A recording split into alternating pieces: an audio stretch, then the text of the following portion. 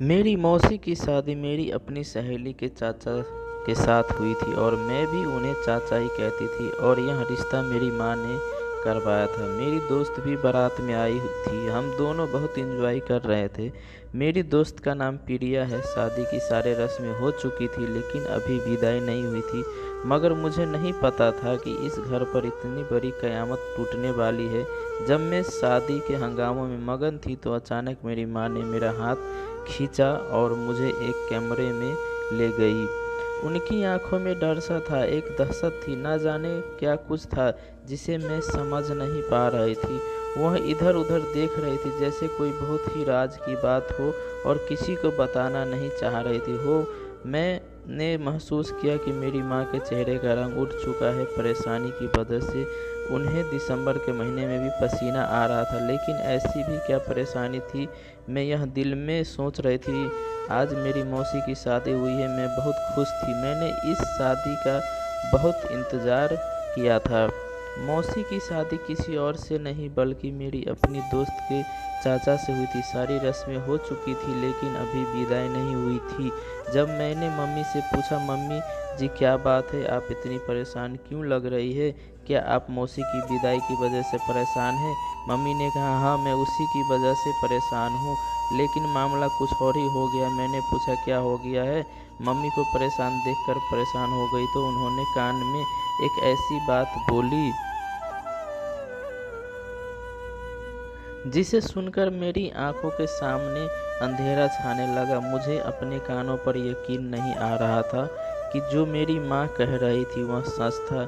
मेरी मौसी शादी के बाद कहीं गायब हो गई थी। मेहमान घर में मौजूद थे, विदाई के लिए मौसी को कमरे के बाहर लेने आए गए थे और इधर हम पर यह कयामत टूट पड़ी थी। मेरे नाना की इज्जत पर बात बन आई थी। वह पहले से ही दिल के मरीज थे।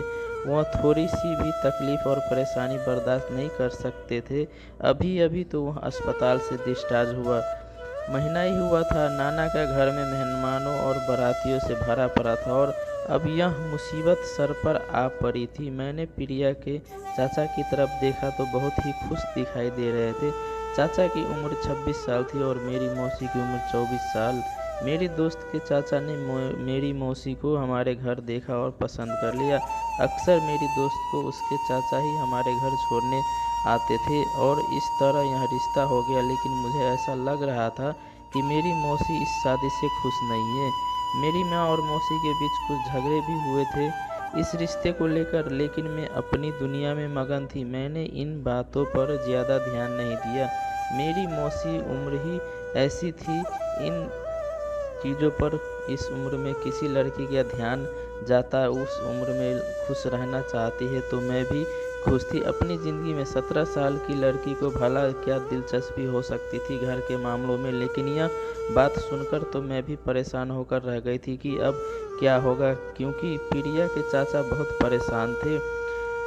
चाचा बाहर कहीं एक कंपनी में जॉब करते थे और अब शादी करने के लिए वापस आए थे। उन्होंने मौसी को पसंद कर लिया था और सबसे ज़्यादा इस रिश्ते से मैं खुश थी कि चाचा और मेरी मौसी एक हो जाएंगे। लेकिन मुझे नहीं पता था कि मेरी यह खुशी कुछ ही पल की है, कि घर मेहमानों से भरा पड़ा है और तुम्हारे नाना जी की भी तबीयत ठीक नहीं है और मुझे दुल्हन के कपड़े पहनकर चाचा के साथ विदा होना है। मैंने अपनी माँ से कहा कि आप होश में तो हैं, आपको कुछ तमीज़ है या नहीं, आपको अंदाज़ा है कि आप क्या कर रही है? वो मेरे चाचा जैसे हैं, इसका के लिए आपको मैं ही नज़र आई थी सारे बारातियों में से। अगर तुम्हें मौसी की जगह किसी और को विदा करना ही हो तो आप किसी और को देखिए। मैंने गुस्से में मम्मी से कहा, मैं तो उनकी भतीजी जैसी, मुझे अफसोस हो रहा है आपकी इतनी घटिया सोच पर। मम्मी ने मुझसे कहा कि मैं किससे कहूँ, यह बात फैल गई तो तुम्हारे नाना की और तुम्हारी दोस्त के चाचा की बदनामी होगी।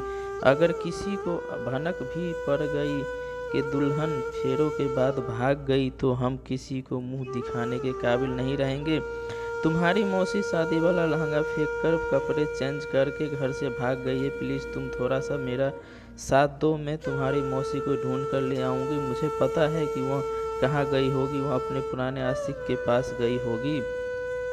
बस थोड़ा सा ड्रामा ही तो करना है, तुम थोड़ा सा ड्रामा कर लो, मैं उसे ढूंढ कर लाती हूँ।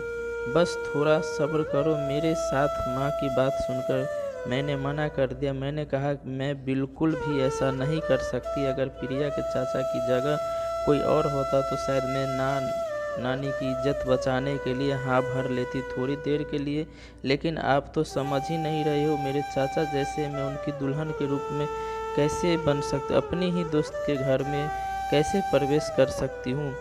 मैंने अपनी माँ से कहा कि अगर मौसी प्रिया के चाचा से शादी करने के लिए तैयार नहीं थी तो आप लोगों को क्या ज़रूरत थी ज़बरदस्ती उनकी शादी चाचा के साथ करने की। अब प्रिया के चाचा का दिल बहुत बुरी तरह से टूटने वाला है। तो मेरी माँ ने बताया कि तुम्हारी मौसी जिस लड़के को पसंद करती थी वह बहुत ही बुरा और घटिया किस्म का लड़का था, लेकिन तुम्हारे मौसी की आंखों पर कुछ और नज़र ही नहीं आ रहा था।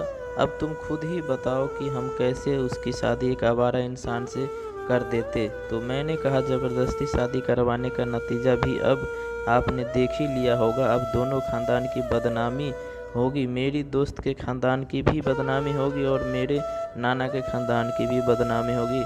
अंदाज़ा है आपको इस बात का कि प्रिया के चाचा के दिल पर क्या गुजरेगी। मैंने माँ से कहा मुझे बहुत दुख हो रहा था प्रिया के चाचा के लिए सोचकर, और नाना की तरफ से भी परेशान हो रही थी। मम्मी ने मुझसे कहा कि सिर्फ ख़ानदान की इज्जत की ही फिक्र नहीं है मुझे, बल्कि तुम्हारे नाना की ज़िंदगी की भी फिक्र है। बड़ी मुश्किल से वह अस्पताल से आए हैं, अब फिर से अस्पताल चले जाएंगे। अगर उन्हें यह बात का पता चल गई तो फिर बहुत गलत भी हो सकता है। मेरी माँ यह कह कर रोने लगी और उन्हें रोता देख मेरा दिल भी नर्म हो गया। लेकिन वह मुझे जो करने के लिए बोल रहे थे मैं नहीं कर सकता था।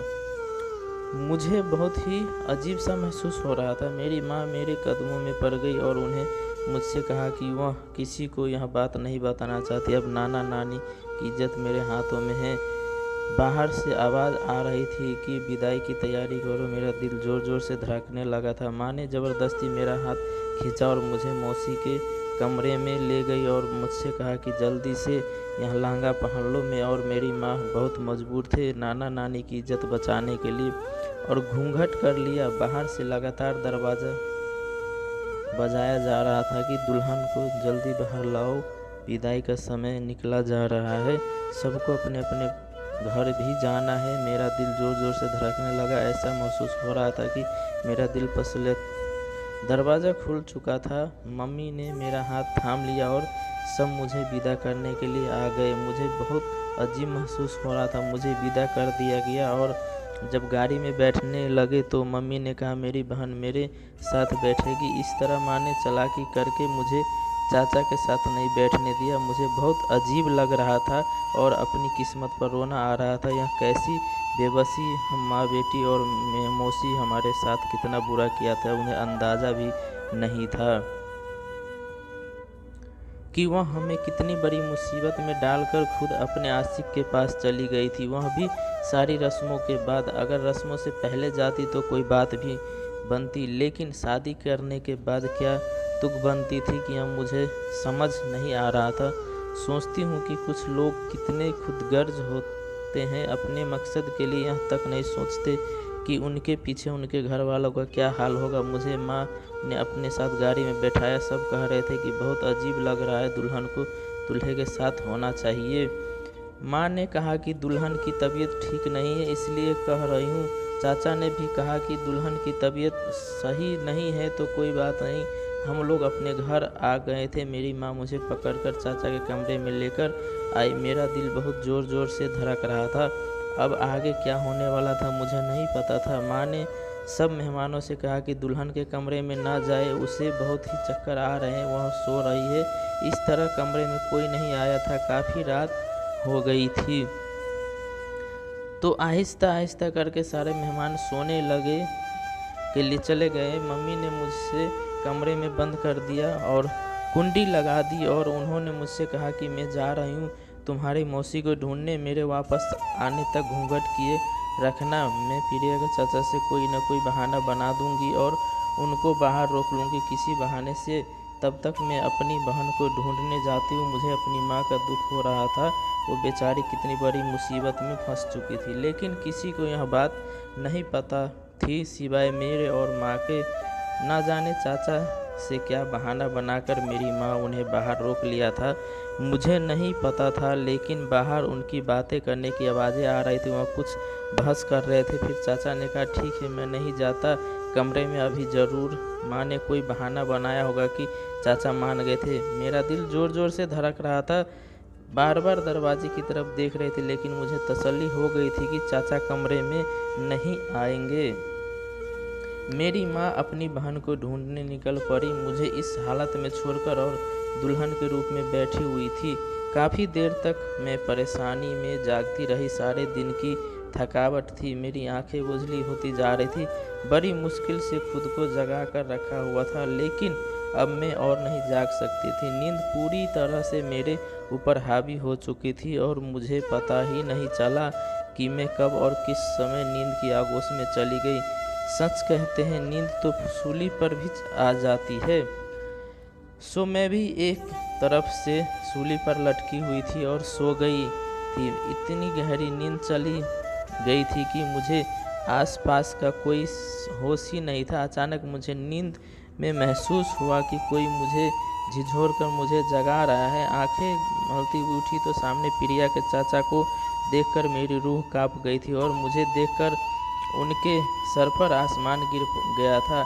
यह इतना अजीब मंजर था कि मेरा दिल कर रहा था कि अभी ज़मीन फट जाए। और मैं खड़ी हो गई। लहंगा संभालते हुए चाचा ने ना समझी वाले अंदाज में मुझे देखा। उन्हें देखकर मुझे एहसास हो रहा था कि मुझे अपनी दुल्हन की जगह देखकर उनका चेहरा गुस्से से लाल हो गया था। मैंने कुछ बोलना चाहा, लेकिन मेरे बोलने से पहले ही प्रिया के चाचा ने एक जोरदार थप्पड़ मुझे मार दिया। उनका थप्पड़ इस कदर जोरदार था कि मैं नीचे ज़मीन पर गिर गई थी। एक झटके में मैंने दुख से चाचा की तरफ देखा और अपने गाल पर हाथ रखा। मेरी आंखों से आंसू निकलने लगे। चाचा ने मेरा हाथ पकड़ा। चाचा ने मेरा हाथ पकड़ के मुझे खड़ा किया और फिर पूछा कि मैंने इतनी गिरी हुई हरकत क्यों की, क्यों दुल्हन की जगह आकर बैठ गई हूँ। वह मुझे झिझोर कर मुझसे सवाल करने रहे थे। उनकी हालत बहुत बुरी हो चुकी थी और मैं लगातार रोए जा रही थी। मुझे कुछ बोला नहीं जा रहा था। मैं बोलती भी तो क्या बोलती कि कितनी शर्मनाक हरकत थी। खुद शर्मिंदा हो रही थी। तुम्हें कुछ शर्म है या नहीं? मैं तुम्हारा चाचा जैसा हूँ। मैं तुम्हें प्रिया की तरह प्यार करता हूँ। तुम्हें कुछ एहसास भी है क्यों किया यह सब? तुमने और मेरी पत्नी कहाँ है? कहाँ मैं तुम्हारी मौसी? तुम मुझे क्यों नहीं बता रही हो? चाचा ने गुस्से से अपने बाल मुट्ठी में जकड़ लिए और गुस्से से पागल हुए जा रहे थे। उनकी पत्नी कहाँ थी? उन्हें इस बात से भी शायद इतनी परेशानी नहीं थी जितनी अपनी पत्नी की जगह मुझे देखकर उन्हें हुई थी। मैं उनकी हालत समझ सकती थी। वह गुस्से से पागल हुए जा रहे थे और शर्मिंदगी से। यह ऐसा मंजर था जो मुझे बर्दाश्त नहीं हो रहा था।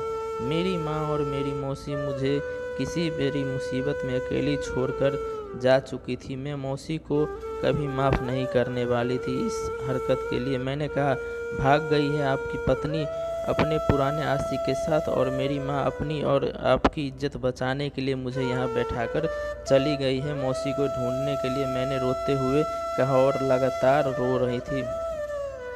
और उन्होंने मुझसे कहा कि दफ़ा हो जाओ मेरी नज़रों के सामने से और यह कपड़े चेंज करो। मैंने कहा, मैं बाहर नहीं जा सकती, बाहर मेहमान हैं।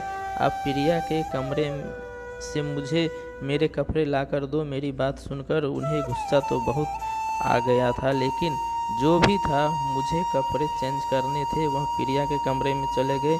वह सोई हुई थी। मैंने चाचा को बता दिया था कि मेरे कपड़े कहाँ रखे हैं। वह छुपते छुपाते मेरे कपड़े वहाँ से लाया और मैं सूट को लेकर अपने कपड़े चेंज कर ली। मैं इतनी रो रही थी कि मैं अपनी पूरी ज़िंदगी में भी इतना कभी नहीं रोई थी। बाहर कुछ मेहमान बैठे हुए थे, मैं बाहर नहीं जा सकती थी। मैं भी चाचा के सामने बैठ गई। चाचा फूट फूट कर रोने लगे। बेबसी से मैं उनकी हालत समझ सकती थी। मैंने उनसे कहा कि चाचा, आप ना रोए, मौसी आ जाएगी। मेरी बात सुनकर उन्हें गुस्सा आ गया। उन्होंने कहा, नहीं है ज़रूरत मुझे तुम्हारे मौसी की, मैं उसे शरीफ लड़की समझकर पसंद कर बैठा था।